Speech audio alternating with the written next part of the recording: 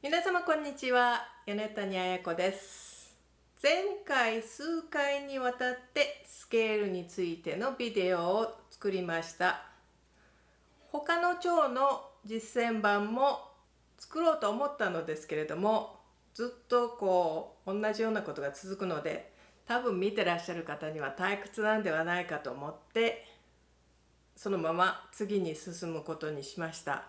もし他の腸も例えば E メジャーとか C メジャー波長長とかを作ってほしいという方がいらしたらリクエストをお願いします。私は胃腸長のスケールの実践編っていう短いビデオを TikTok にも出しておいたんですけども、ある日コメントがあって、自分は E 線で121212と登っていくけれども、あなたのは123123ってやっているんだけれども、あの音階の指使いは何ですかっていうコメントが来たんですよね。それでその人はカール・フレッシュの音階を持っていて、先生にもそういう指使いを習ったんですけれどっていうコメントをいただいて、私はそのビデオで使っていた指使いっていうのはもう長く使っていて、オートマティックっていうか自動的のようになってしまっていて、自分でもどんな指使いを弾いたかってあんまり注意してなかったんですよね。それとビデオを作った時に楽譜を見ていなかったので、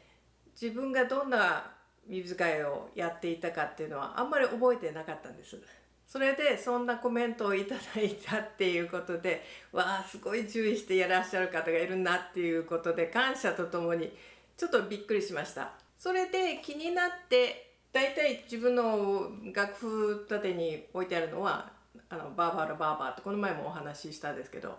これ割とコンパクトにまとまってるんで使いやすいんで、これとそれからカールフレッシュと、それからガラミアンの本をもう一回見直してみたんですよね。その方がおっしゃるように、カールフレッシュは A 線で A 線、A 線ですね。第3ポジションに上がって、それ E 線、A 線に行くと1212と上がっていきます。それからバーバーのこの本にはイザイとフレッシュ両方の指使いが載せてあるんですけども、イザイの方を上に載せてあるんで、そのイザイのフィンガリング指使いはここで上がらなくて、ここまで来てここでサードポジションに行って、それで123と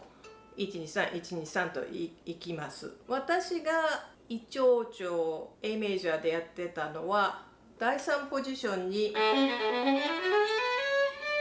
ここで第3ポジションに移って、ここから123と弾いてたんですね。日常はだいたいバーバーの音階が私の譜面台の上にあるので、フレッシュでもないしイザイの指使いでもないので、一体私は何をやっていたんだろうと思ってちょっと気になったんですね。それで前のビデオでガラミアンの音階の本がちょっと手元にないって言ったと思うんですけど、家を探したらガラミアンの今回の本ありました。結論から言うと、私はガラミアンの指使いです。ここで上がって123って上がっていくんですね。それガラミアンの本もカール・フレッシュの指使いと両方載せてます。前のビデオでも言ったように、フレッシュの音階の本っていうのは全ての基本だと思います。私はちょっと多すぎて毎日練習するにはちょっとげんなりするし、あんまり楽しくもないのでコンパクトの方がどちらかというと小さいから毎日やるっていうようなことにもなるので、バーバーの音階の本を使ってますけれども、フレッシュの本は持ってていいと思います。それでどちらの指使いもできるっていうことが重要だと思います。ただクォーターノートイコール54でこの前やってくださいって言ったんですけど、ずっとやってくると例えば60、70になるとちょっと早いですけど、メトロノームを上げていくんですよね。そうするとガラミアンの123の方がシフティングの距離は大きいんですけども、1回シフティングが少ないですから、フレッシュの音階に比べて早く弾けるような気はします。そんなことで次はアルペジオについてといっても別にそんなに新しいことは何もないんですけど、アルペジオのさらい方というか、そのアルペジオっていうのは特に